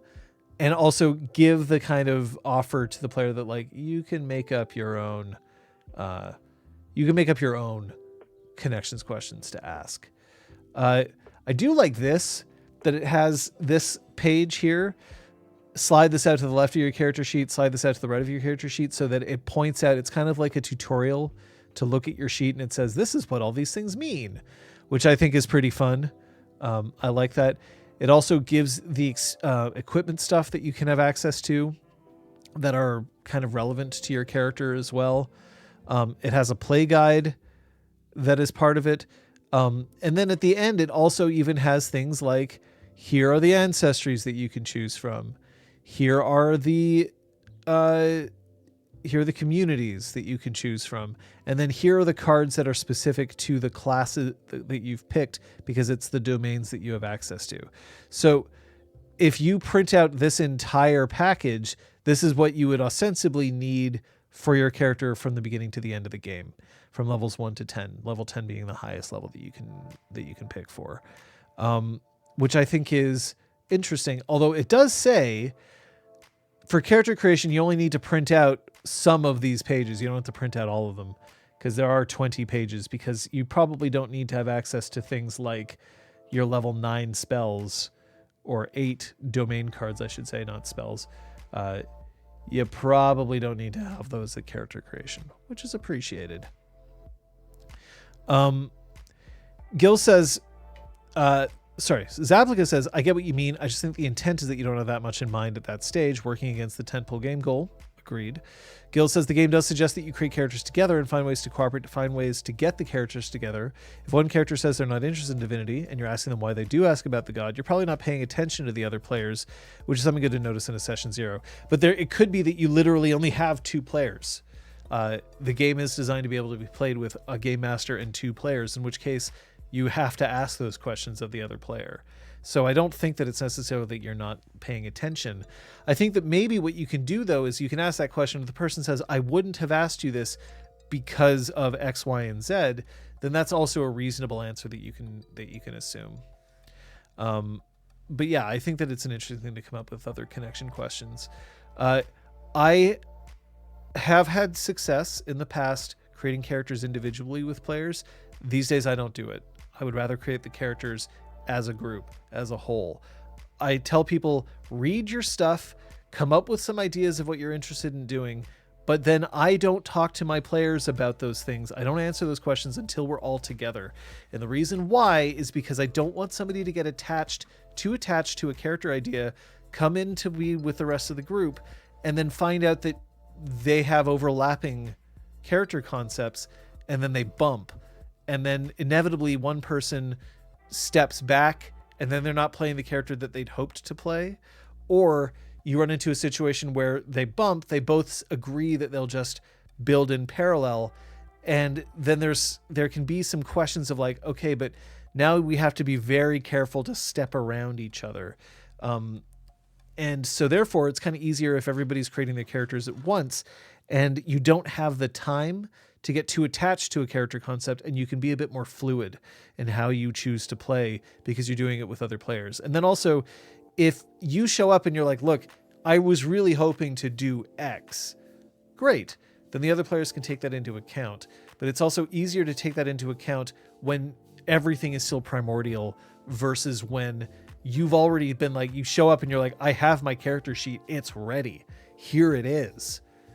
And then the other players are like, but okay, I guess you've already put in the work. So I do prefer to have groups create characters as a whole. Funnily enough, that only applies to certain games. For a game like D&D, I'd often be like, I might throw out there like, hey, I want to play a druid.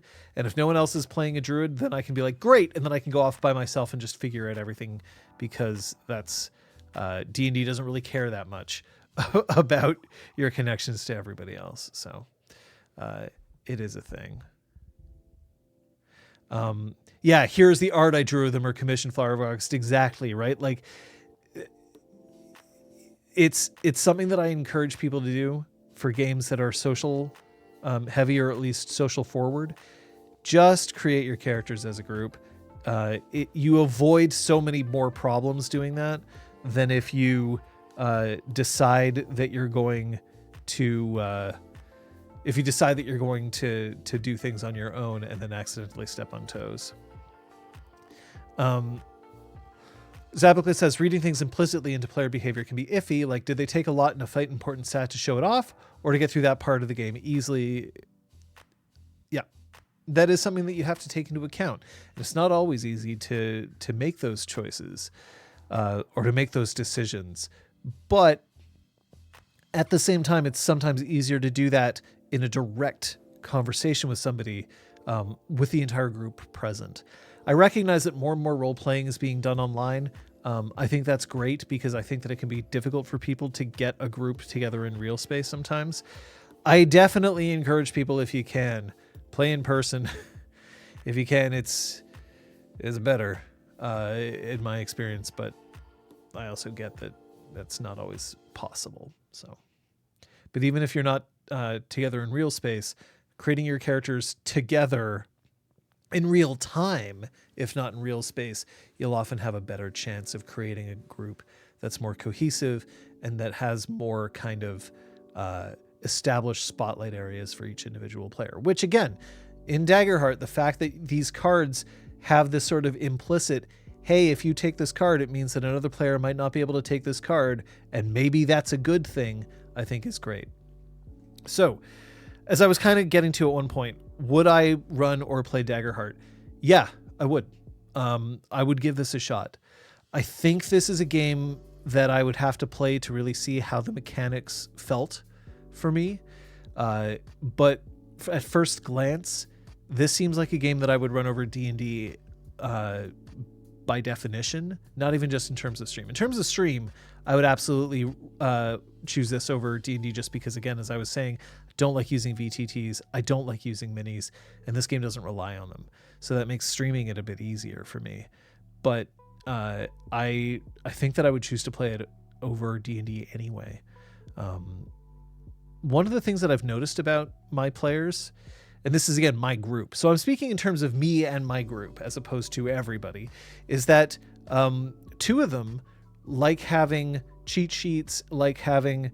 Kate especially is very fond of having like cards which indicate what she can do. That's built into this game. And I think that that's really handy for players who enjoy mechanics but don't necessarily enjoy having an overwhelming amount of choice. By the time you have more than 5 cards, so once you hit level 6 or level 5 or whatever, I forget when it is that you hit 5, by that time you have so many options that I think it's great that the game encourages you to put some things in the box. You don't have to have more than 5 options at all times, because then that means that the player isn't being forced into saying, well, I guess I'm going to have to do it this way. I guess that's what's going to have to happen. So that's kind of an interesting situation here. Zavica saying, me as a campaign player would be nice to see again. We'll see. I am not somebody who complains that much that I am the perennial storyteller or game master, because it's actually where I'm most comfortable. And that's all about me. It's not about my players. I do enjoy playing when they want to take a turn in the chair. Like, I'm very happy but I do it if they want to do it. I've never, to my recollection, asked Kate, Scott, or Liz, hey, can you run a game? Because I don't want to right now. That's not my style. I enjoy being in this seat, but I do like being a player. I don't know whether I'd want to be a player in a long-running campaign on this channel. Maybe. I just, there's a part of me that wonders whether I'd be any good at it at this point. Because I'm kind of not used to it anymore. But we'll see. It's not out of the question. But also, it really depends on what my players want to do. If they want to run a game, then that's great. If they don't want to run a game, then I'm definitely not going to force anybody to run a game, especially if I'm already happy to do so. I've seen criticisms levied at this game that it's too much like D&D. I disagree. I think this is a game that very much is looking over D&D's shoulder and copying a lot of its answers and then figuring out where D&D's getting the answers wrong and coming up with its own answers in its place. To me, this is a game that I'd much rather play. And I would love to give it a shot, and maybe I will. Maybe that at some point, that is something that's going to happen here, because it's fun to think about the different games that we can play. But one thing that we ran a survey, and we'll probably run another survey. I think it's the important thing for us to take the pulse of the community. But when we asked the RPGClinic community, what games do you want to see us play? One of the surprising things that we found out is that people came here to see us play storyteller system games, Exalted, World of Darkness. Universally, they didn't want to see us play D&D, and I think part of that is because there's just a lot of D&D out there. But we have had less success with games like Star Wars or Avatar. We didn't like Star Wars, so I definitely didn't like Star Wars. I did enjoy playing Avatar, even though the system in the end is something that I'm like, it's fine, but it's not what I would call like my favorite. But I had a lot of fun with the game itself. But we have less interest in those sorts of things. People want to see us play these narrative-rich games. People want to see us play storyteller system games. So I'm not sure how they'd feel about watching us play Daggerheart. But if there was going to be a D&D-esque game that I would play, it would be this one right now. I do think that it has enough mechanical interest that it's something that I would be interested in finding out. Now, do I think that you should play Daggerheart? That's something that I'm going to say as a qualified yes. First of all, it's in beta, and the beta is quite good. It is not a finished product. So if you're new to role-playing, I probably wouldn't suggest it. I'd suggest that you play something that has a bit more polish to it, especially because this is the sort of thing that it's greatly polished for a beta, but it is not ready for prime time, and they admit that. So if you're new to role-playing, no, I would not recommend this game. I'd recommend that you try something else. If you have played a bunch of D&D and you think that you might be willing to dip your toes into something that's a little less crunch heavy, but you're also interested in interacting with mechanics that are still kind of being fleshed out, I think the beta is a good thing to give a shot. And you know what? If you do, you should log on to our Discord and you should tell me how it went, because I'd be really curious to find out.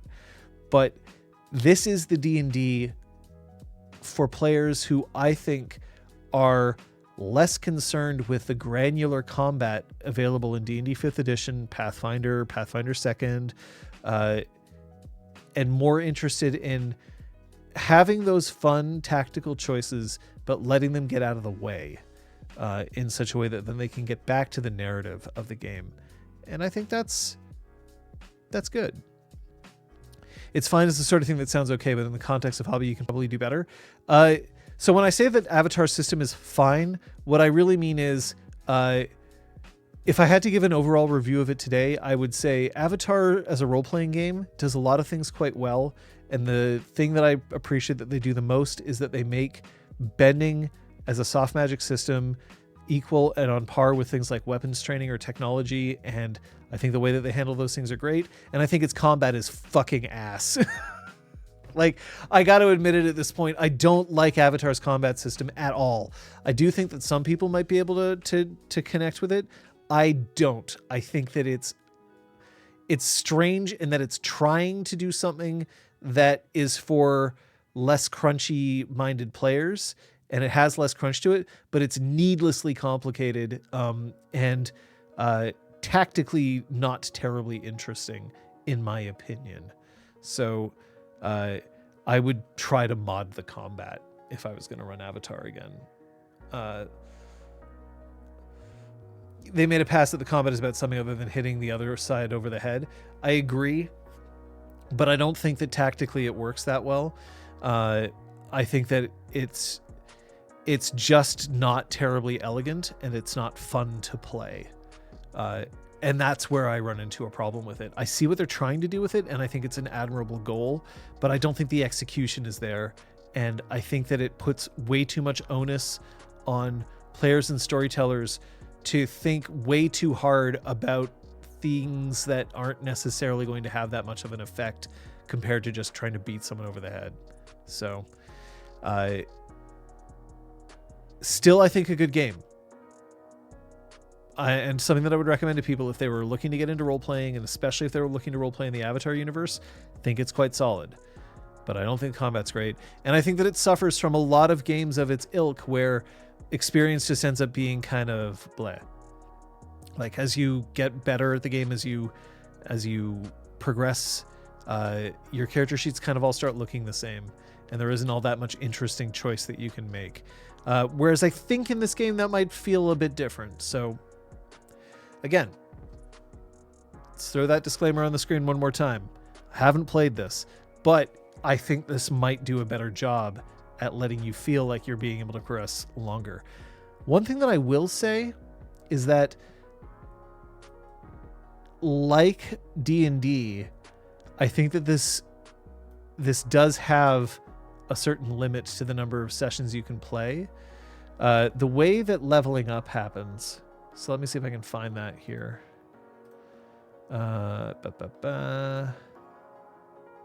Leveling up. Let's go back here. So when the party has accomplished something of significance in a campaign, the GM may tell them that it's time to level up. How often this happens is up to you and your group's narrative preferences, but most groups play at least 3 sessions or many more in between each time they level up. So I agree. And there's 10 levels in this game. So if you go with their minimum, where you say you play 3 sessions at each level, then that means that's 30 sessions by the time your character basically has nowhere else to go. I would agree that this is too fast for a lot of narrative type games where you won't have a lot of chance to play with your cool combat stuff, because I often run sessions where no combat happens, and therefore if I say like, well, after 3 sessions you level up, well, fantastic, but that means that you kind of skipped over being able to use a lot of your cool abilities, and a lot of the abilities in this game are combat related. So if we look, for instance, at the Seraph, right? It's about things like if somebody's failed an action, if you console or inspire them, you clear stress. Attack rolls. This is attacks. This is about clearing stress or hit points. This is about protecting somebody with life. This is about spending 3 hopes to reach out to someone else. So that's not combat related. But a lot of these things are combat related. So the thing is, I would say that in this game, the leveling up needs to happen in tune with how often you plan to run combat. And I might even say like it's going to be every 5 sessions that you get to level up, or more, maybe. Every 5 session means that you would get to have 50 sessions, which is not bad, or more, depending on how you're calculating the math. But 50 sessions is a long time for a campaign, right? If we play once a week for 50 weeks, then that's a year. And that's great. Maybe that's all you would need. But this game definitely does have like a shelf life. At a certain point, characters will become to the point where you just can't get better. But that's true of all games. In storyteller system games, I mean, we played Changeling, the streaming, for 137 episodes now. And the characters got very powerful, but there were still a lot of places where they could go. And I was handing out quite a bit of experience. Maybe I wouldn't have handed out quite so much if I knew that the campaign was going to go that long. But storyteller system games tend to have a longer tail when it comes to those sorts of things compared to these games. So that's something to keep in mind if you're choosing whether to play this game and what kind of experience you want to throw down in there. Kung Fu Fenris, you're right. I think Avatar had the right idea, but the structure is way too loose and narrow at the same time. It's rigid in the wrong ways, is I think a way to put it. Like, I love the idea of the players choosing what they're going to do, and then they show their card, whether they're going to like evade or whether they're going to be like on the defensive or whether they're going to attack. Like, all that kind of great. But then the execution of it ended up being poor. They were going for a rock, paper, scissors type thing, except it didn't work. And then the idea of I want to inflict status on somebody is very much down to like how important is status to your players and to your storyteller. And in a lot of ways, if you just went straight rules as written, it just didn't end up being that important. But here I'm talking about another game again and not about Daggerheart, which is what we came to talk about here. So it is something that I'm planning on taking a look at and potentially raising as something that if players want to play, then we might do it. If at some point we're looking at playing short campaigns, possibly as a break to our current long-running campaign, Werewolf the Apocalypse 5th Edition, maybe if we're forced to, this might be an option, but we'll see. One-shots have a disadvantage in that it's a lot of work to learn a new rule system for a one-shot.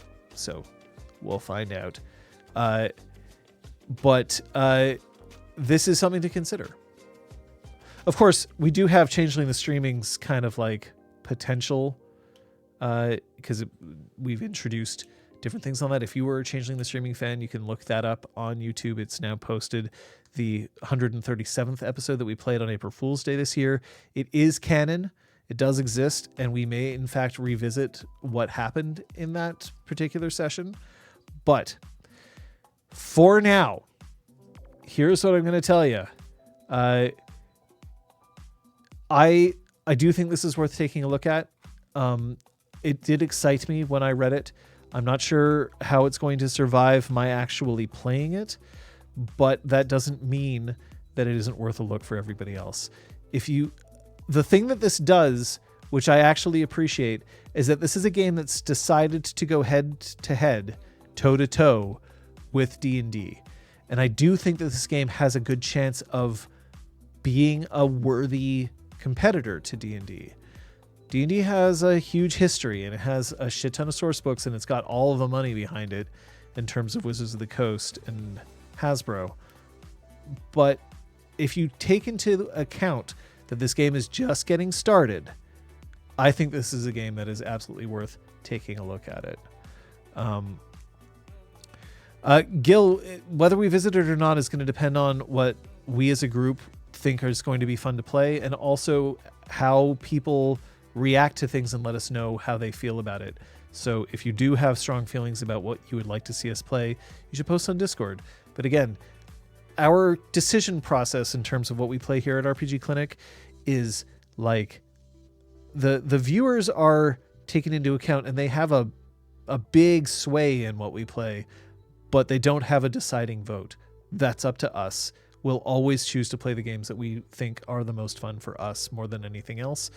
We definitely don't want to play games just because we think they'll be popular online, because if we did that, we would be playing D&D. Because D&D is by far the most popular game to see people run here. And that's just not something we want to do. But maybe it'll be Daggerheart. I'm going to throw us over to Punchy. If they are live, then I would love to give them the opportunity to have things.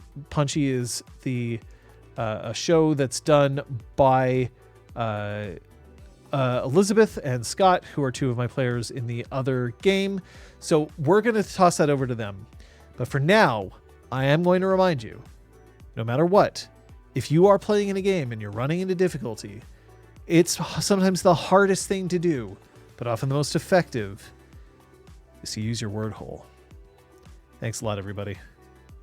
We'll see you next time. If I can figure out how to send us over there.